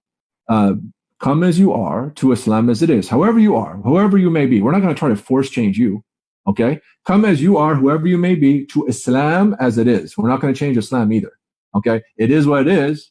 You can like it or not, you can follow it or not, agree with it or not, but it is what it is. So come as you are to Islam as it is, and that's what we're going to teach, and that's what we're going to promote, but it is what it is. And if you apply this in your life, it will naturally transform you anyway. So we're not going to change you, we're not going to change Islam, but Islam will ultimately change you if you yourself practice it. Okay? As it has for many people. Alhamdulillah. It's designed to be transformative. So this is a big issue here, but long story short, is I think what I'm starting to realize is, yes, we have to go out and reach the youth. A lot of them are not going to come to the masjid. Maybe there's a third place where they can go, that they feel comfortable and safe. Maybe it's a spiritual gathering. Maybe it has nasheeds, Islamic songs, or something like that. Something that will draw them, attract them. Maybe it's not hard on knowledge or environment or not, but something, or maybe it's fun. We did youth socials. We do football, basketball, laser tag, and soccer, and camping, and we've done all these things in Rahab history. These kind of bowling and whatever it is, fun things. And whatever it takes, bringing people together, get them together, and then inshallah, once they come, they start to have a relationship, they build a connection, and then maybe bigger things after that. So it's like a filter process and a much greater, bigger things that eventually leads to. So I think that that's one thing, focusing, of course, on the youth, and realizing that some of them are unfortunately leaving Islam, and Allah protect us all from that. And then making sure there's environments and places that are welcoming for them to come to, and they feel safe. And then we can also do programs there that might filter into bigger things. And then I would say, honestly, with the cases I've dealt with, a lot of it is issues of aqidah, to be honest with you. It is issues of Islamic creed. When I sit with youth that are like, I don't believe in Allah anymore, I don't believe in Islam anymore, it's not relevant, it's not cool, it's not whatever, it's just not applied to me.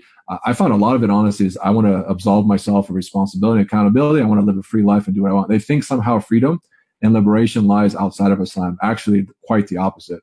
Freedom and liberation lies in submitting to Allah and to following Islam.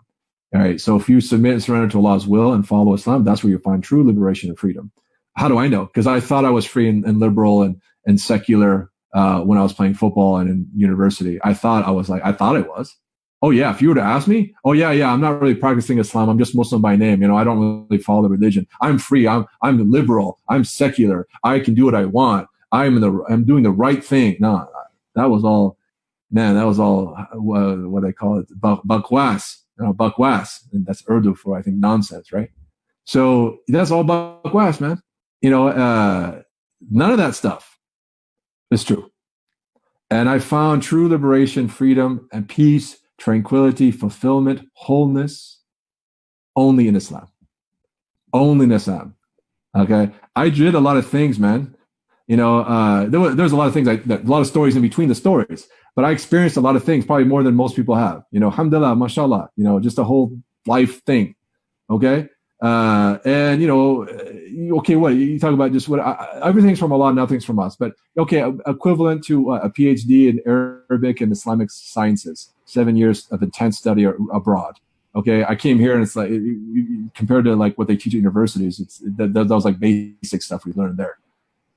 So a master's degree in secular sciences and a Rose Bowl ring and whatnot, and who cares? And building a nonprofit from the ground up with help and this and that. Who cares?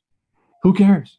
We're all slaves of Allah. We're all servants. We're all nothing before Allah subhanahu wa ta'ala. All of it's from Allah anyway, right?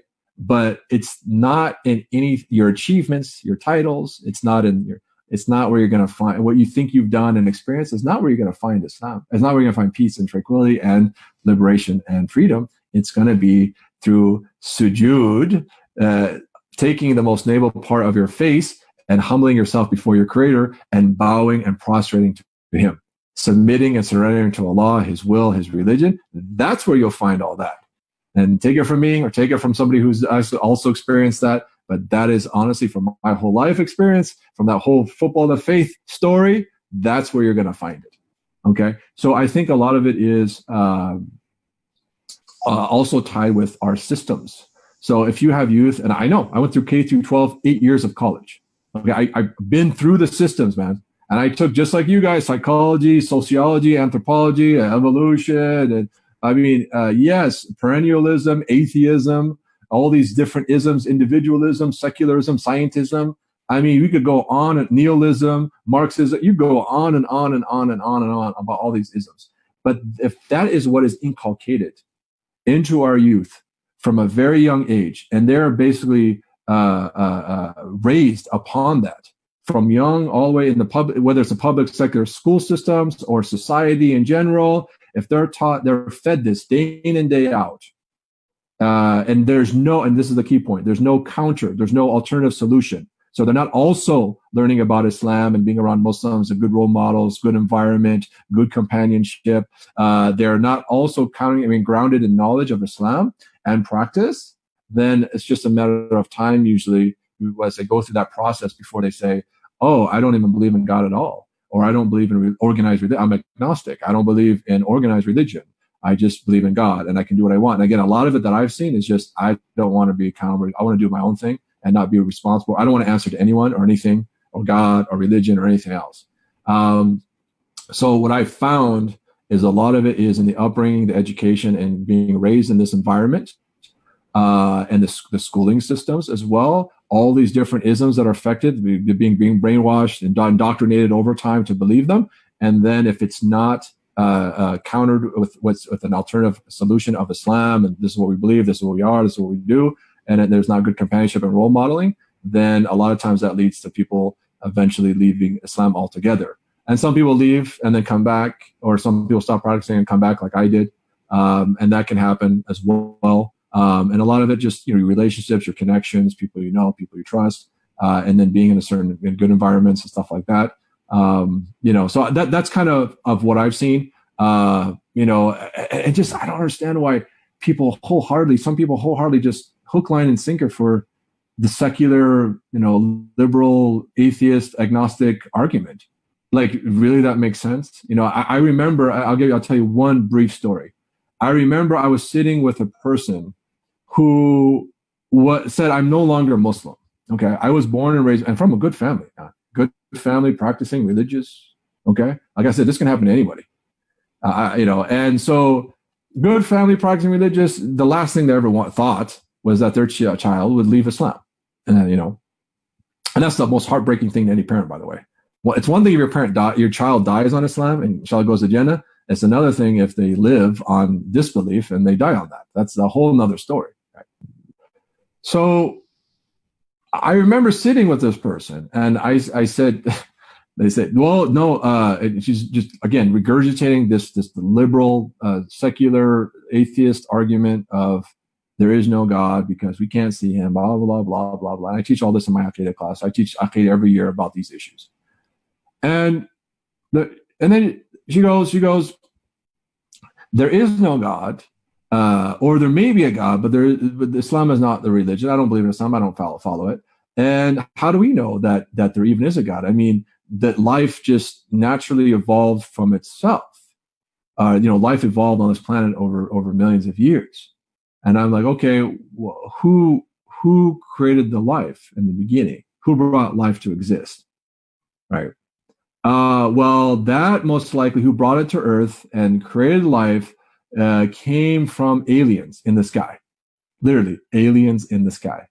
And I'm like, okay, so wait, Allah does not exist. He did not create life, right? So the eternal, beginningless, absolute, powerful, almighty creator did not create life, something from nothing, existence from non-existence, but rather it was aliens from the sky who million years ago brought life to the earth. Yep. That's, by the way, that's what Richard Dawkins says too, right? Some other the neo-atheists say as well. Like, okay, who created the life of the aliens? Oh, other aliens. Okay, other aliens created the life of the aliens that created the life on Earth. Yes. Who created the life of those aliens? And by the way, who created the sky that they came from? Well, I don't know. How does that make any sense? Why can't it be Allah subhanahu wa ta'ala created life? Because then I have to accept that. And then I'm responsible and accountable. And then I have to follow what Allah says. Oh, that's the issue. Okay. And I don't agree and like with what Allah says. Humanism is where I have to first agree with something and like it in order to believe in it. You don't have to like and agree and understand everything. At the very most say, we hear and we obey, we believe in Islam, we believe in the Quran and Sunnah, we believe in the Sharia, we may not fully understand everything. Okay. Oh, there's that verse I read in the Quran. I don't quite understand it. It doesn't make sense. Okay, you don't understand it. It's fine. It's a difference saying I don't understand it and it's not a verse in the Quran or it's not from God. Okay, I don't fully understand it from my own shortcomings. Maybe there's different interpretations. I don't know. I don't fully get it. Maybe you don't even agree with everything, but you still submit and surrender to it and you believe in it, inshallah, and realize that this has a divine wisdom and reason for it that you may or may not understand. It'll all become clear in the next life, inshallah, when it's all when it's director's cut of everything will be shown to us from Allah subhanahu wa ta'ala in the next life, and we'll see everything as for its reality. Qasim, we have 2-3 more questions if you have time. Sorry for going so long on that. It's just a big question, so sorry about it. It's a huge question. The next question is kind of related. The question is, how can we give youth more responsibility and leadership when elders are having trouble letting go?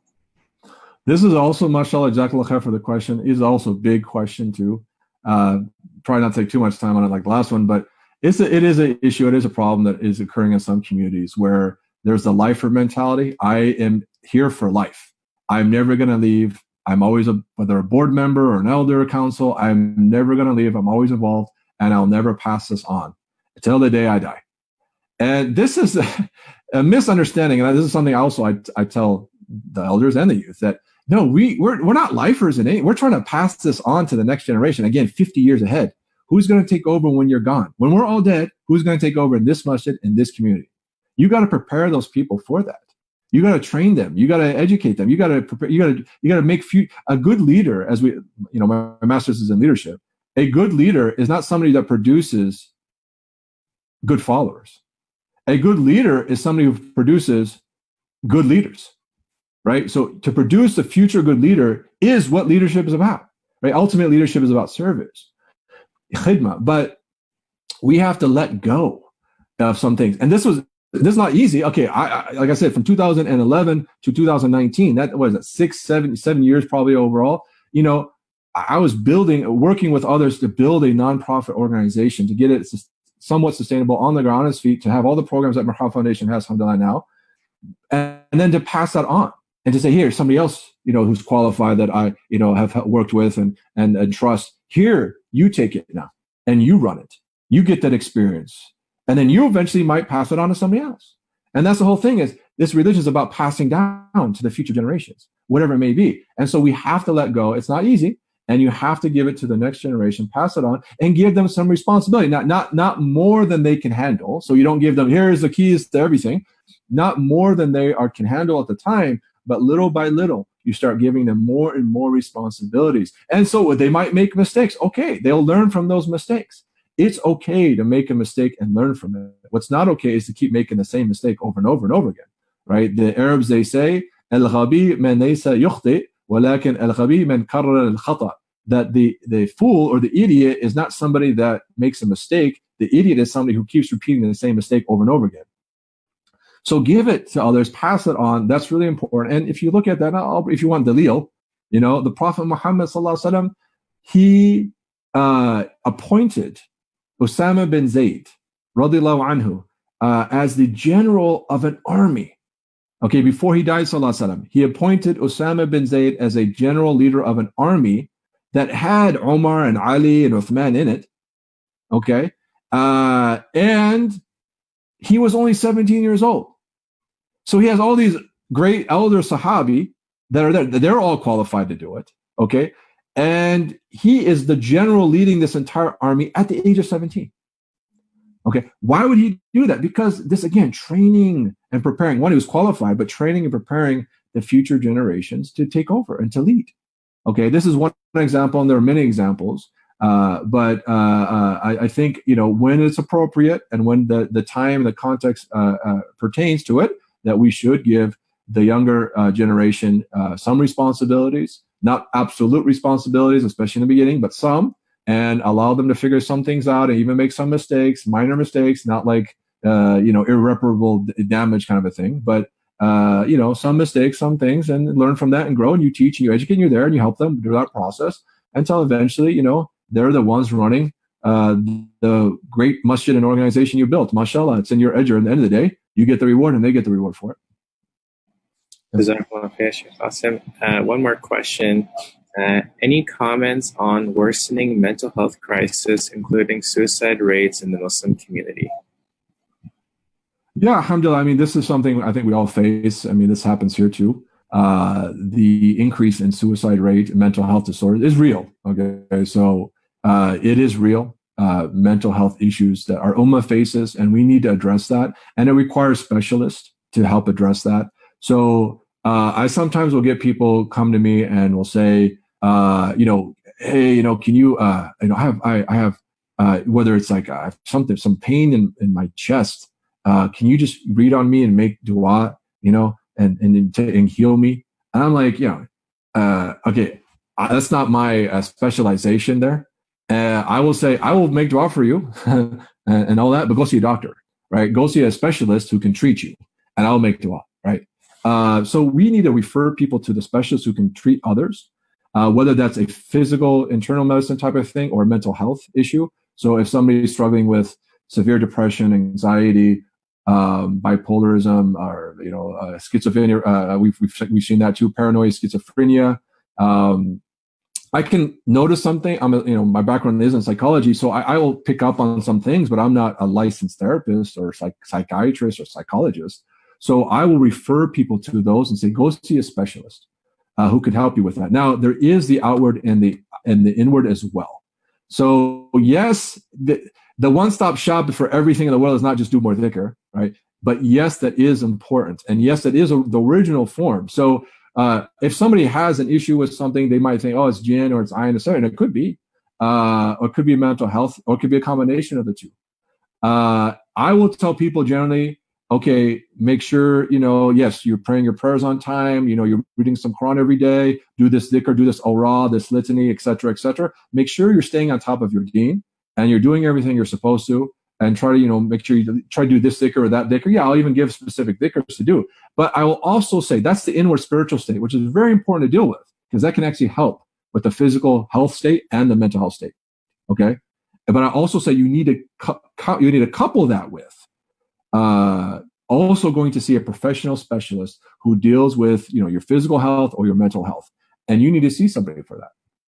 And that might be therapy sessions. That might be, and I'm not like somebody who rushes to drugs or medication. I try to last case resort, but in some cases it needs drugs and medication. There's a chemical imbalance in the brain, and they need some kind of assistance to help them to regulate that balance. In some cases, in necessary cases, it's needed. And in some cases, it's not. So a combination of the inward and the outward. And what I've seen too is, people that are usually around people they love, people they like, good people, good role models, examples, good environment, good Muslims, are usually not as likely to fall into mental health, physical health issues that some people might have. A lot of times, suicide is a cry for help. Sometimes it's I will show them. Sometimes it's mental health that they're not even really aware of what they're doing. So it can be so in that case to see a specialist spiritually and a specialist professionally that can help them with that. And then to also be there for people, help them through their trauma. Trauma can be a source of strength if it's dealt with. And so people sometimes need to work through that and overcome it to get through that. And so they, would prevent them from things like suicide and so forth. And we have to understand where we stop and others start, our own limitations. It's more important for you to know your own limitations than than what you think you can do. Right. So, for example, the Prophet Muhammad sallallahu alaihi wasallam, he says, "Rahimallah Imran adafa qadri nafsi." Allah has mercy upon a person that knows the extent of themselves. So where your skill set, where your experience, where your professionalism ends and where other people's begins is really important. You know the extent of yourself, and we're not engaged in things that, and I bring this up for the deen too. It works both ways, Yani. I remember somebody was doing their own tafsir on something, some ayah in the Quran, their own. They're not from a book, not from a scholar. They're just, it means this and it means that. Their own tafsir of the Quran, of Allah's words, or giving their own fatwa, based upon whatever they saw on YouTube or whatever. And then I said, oh, are you a scholar? You studied, do you have ijaza, license to teach, or are you mufti, or what is this? He's like, no, I'm a medical doctor. Okay, mashallah. So that's great. You're a medical doctor. Allah bless and reward you. That doesn't mean you're a scholar. Now you can be a medical doctor and a scholar, and that we've also seen that. But if you're not qualified to be given fatwas, then how does being a medical doctor allow you to then give fatwas to anyone and everyone? Well, I have the ability, I have the intellect, or I have the skill set, or I have the experience to use logic and to know, okay, oh, I saw this YouTube video, or I saw that Facebook post, or this on Instagram and that on Twitter. Oh, on the weekends I read some books about Islam. Okay, it requires a lot more. Okay, so that would be like me saying, and I'm not a medical doctor, me saying, well, do you know brother so and so? Yeah, I know brother so and so. Yeah, he's got some coughing issues and stuff, and some pain here in the chest area. So I think he needs open heart surgery. He needs open. Yeah, you need probably this drug and that medication and anesthesiologist, and also this kind of surgery, and the treatment will be like this, and then physical therapy and this and that. This is what I think. I'm diagnosing him, and this is what I'm prescribing for him, and this is the procedure necessary. Are you a medical doctor? No, I'm not actually. I'm an imam. Oh, you're an imam. Does that qualify you to give medical advice and opinion and treatment and diagnosis and prescription? No, but I have the skill set and training and logic, and I watch some videos on weekends, and I read some books about medicine. That would be crazy, right? If somebody accepted that. You're not, where's your license to practice? What's your, what, do you have qualifications? Where's your medical school record? Have you done your residency? Who did you study with and under? Who supervised you, right? All these questions, no one actually. Well, that would be the same logic here. It works both ways. That wouldn't make sense for me to give that medical opinion. Nor would it make sense for you to be given fatwa just because you're a medical doctor, unless you're a mufti and a medical doctor, right? So that's important. But yeah, I think it is an issue, where we have this, people maybe feel lonely, they feel isolated, especially during a pandemic. They feel like nobody's there for them, and sometimes it's a shout out to the world, and sometimes they take their own life, and Allah protect us from that. And these things need to be dealt with and addressed early. It's not something as a community or as a ummah that we should sweep under the rug. I'm not, again, a mental health expert. I do refer people to a therapist and mental health experts for these things, and I can help them spiritually. You have a spiritual need, or you want to do something like some dhikr or rad, there's some surah in the Quran you want to read, you want me to make dua for you, you want me to tell you like a hadith or an ayah or something like that about this issue, I can help you from a spiritual perspective, but then I refer them to a professional health expert that can deal with the mental health side of things. But as a community, we cannot just say, oh, this is not happening, or oh, just do dhikr, or oh, just sweep it under the rug, oh, just turn away, it'll disappear. No, this is actually what can make it worse in some cases, is that some people will then now, because they got turned away or rejected or just weren't even considered or noticed, that they then end up taking their own life. And this is haram, of course, in Islam. To take your own life is prohibited. You're actually resurrected in the same state that you die in. So taking your own life over and over again, it's not fun. So yeah, it's something that we should be cautious, aware of, and then refer people to the proper places, and also address this as a community as it needs to be addressed, inshallah. Inshallah, last question, Sheikh Qasim. What are some of the probable reasons for youth to feel the need to be cool and think that being a good Muslim is not cool? Yeah, Allahu Alam, this is an issue, right? This is something we do hear, and maybe I'm like almost reaching uncle status, so maybe I'm out of it, in terms of what's going on in the younger generations. I spent my whole life trying to be cool, man.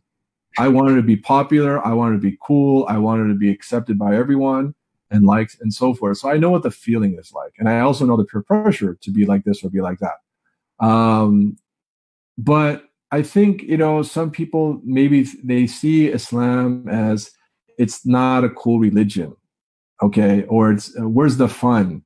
Okay. And some of this is maybe because early on they were not shown love of Islam. So that's the first thing we teach: love of Allah, love of the Prophet Muhammad sallallahu alaihi wasallam, love of the Sahaba radiallahu anhum, love of Ahlul Bayt, love of the awliya, the ulama, the shuhada, the martyrs, the scholars, the pious, the saints. We have first teach our religion is based primarily on love and mercy. That's our starting point. And yes, there is justice, there is punishment. Yes. But that's where we begin. And it's all encouragement and enticing and recommending, getting to Jannah, motivating each other, inspiring each other to get there. So some people who have not taught that Islam can be fun. You can do fun things. You can do American things as long as it's halal, as long as it's permissible. And what is halal is more than what is haram. So the pool of what is permissible to do is much larger than the pool of what's impermissible to do. It's just a few things that we can do. Okay? And why do we have to believe what's cool or fun is what society or media or politics says is cool or fun? Why can't we have our own cool or fun?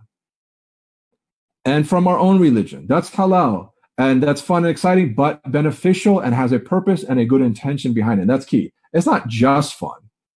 What is the purpose? What is the intention? Good companionship. There's some benefit. Maybe there's a hadith or an ayah or a short talk, or we pray together in congregation, or maybe we read Quran together. And yes, we play games and do entertainment and have fun. That's halal in a halal way.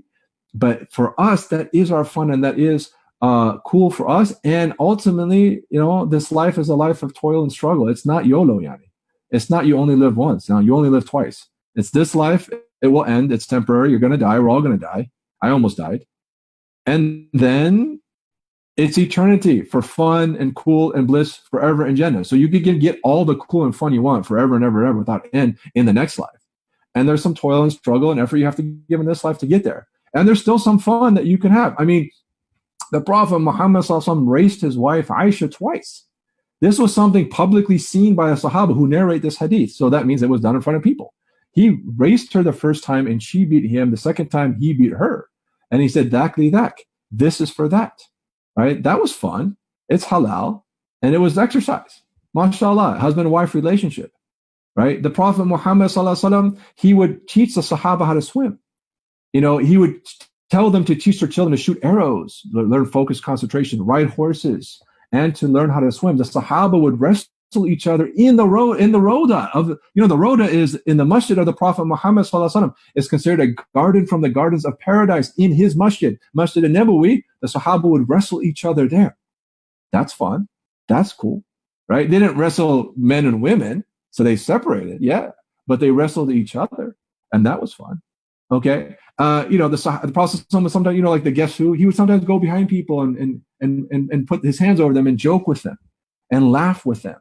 He would interpret their dreams after Fajr Salat and just talk to them and have conversations, right? One of the things that Anas bin Malik, who served the Prophet Muhammad for many years in his house, he mentions in a hadith, which is in the Shimal of Tirmidhi, that one thing he amazed him about the Prophet Muhammad is that whatever we were talking about, he would join us and talk about. You think like he would come, like they would be talking about whatever, horses. For us, it might be cars. Okay, they're talking about horses, and the Prophet just didn't come into the gathering. It was like, Astaghfirullah, haram alayk, why aren't you talking about Yom al-Qiyamah and hellfire, brimstone and bricks and all that, So the Prophet Muhammad he would join them where they were. He would meet people at their level where they're at. So he said one thing that amazed me is we would be talking about this. We talk about Jannah. He talk about Jannah. We talk about horses. He talk about horses. We talk about our families. He talk about families. We talk about life. Whatever we were talking about and doing, he would also join us in that. Sallallahu alaihi wasallam. So in this sense, there were some things that and one of the biggest examples is when there's a tribe that came from Abyssinia, Habasha, and they came and they did their own form of cultural spear dancing, but they were praising Allah and His Messenger in the Prophet's mosque. And the Prophet was watching this with the companions, their own spear dancing in his mosque, and they were praising Allah and His Messenger. And Aisha, his wife, she came up from behind him, and she wanted to see, so she put her cheek next to his, and she was watching with him until she was content and finished watching, and then she left. Right? That's fun. That's exciting.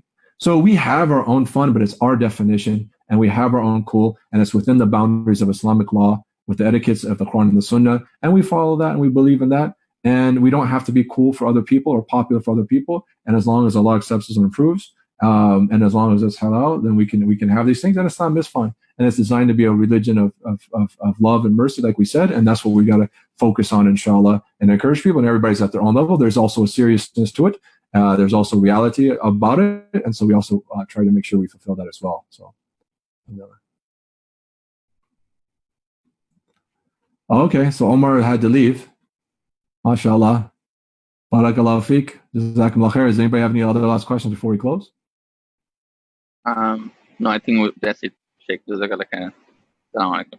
Wa alaikum salam wa barakatuh. May Allah bless and reward and increase all of you in this blessed time in month of Ramadan. Sorry for going so long. Inshallah, Allah increase us, inshallah, in worship and obedience of Him.